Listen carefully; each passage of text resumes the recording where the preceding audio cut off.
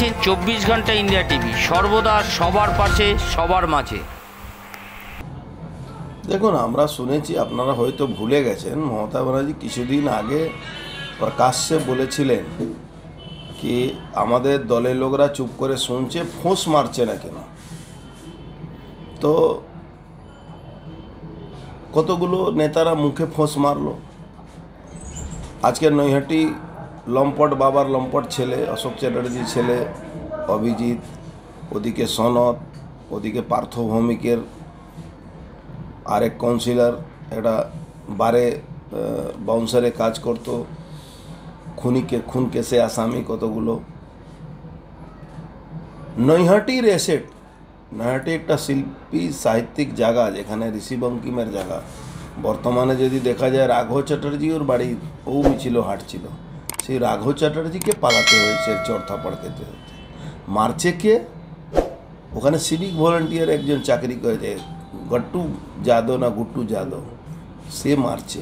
এক সিভিক ভলেন্টিয়ারের দর কষ্ট, সিভিক ভলেন্টিয়ার এখানে হামলা করছে, পুলিশ তামাশা দেখছে। পুলিশ কমিশনার কোথায়? Where is police commissioner?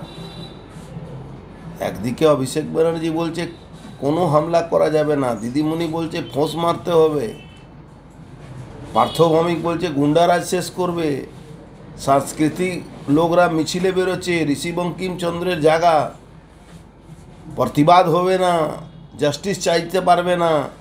তার জন্যে স্টেশন থেকে শুরু করে রামকৃষ্ণ সিনেমা ইভেন মানে ওই স্টেডিয়ামের মধ্যে ঢুকিয়ে লোকগুলোকে পেটানো হচ্ছে।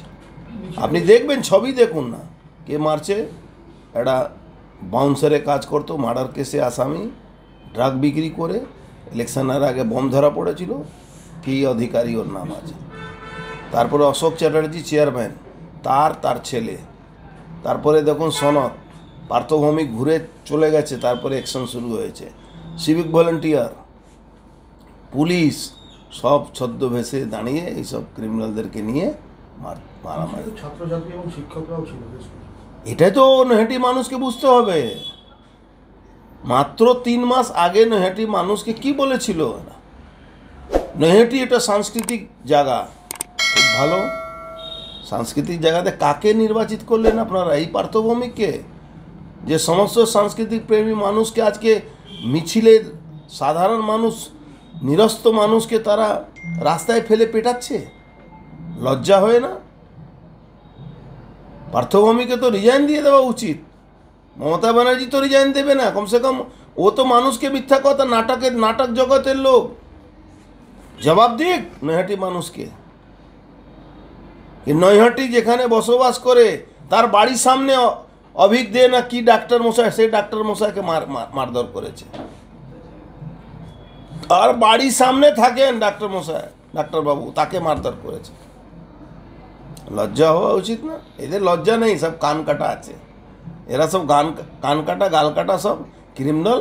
এখন মমতা ব্যানার্জি এরা এসেট তৈরি হয়েছে। আড়াল করার কি চেষ্টা চলছে? কি আড়াল? দেখুন, আড়াল করা তো চেষ্টা চলবে। মমতা ব্যানার্জি নিজের অসীমবাবুকে আড়াল করতে চেয়েছে। আজ এ পর্যন্ত। সঙ্গে রাখুন 24 ঘন্টা ইন্ডিয়া টিভি, দেখতে থাকুন সব জেলার সব খবর সবার আগে 24 ঘন্টা ইন্ডিয়া টিভির পর্দায়। নমস্কার।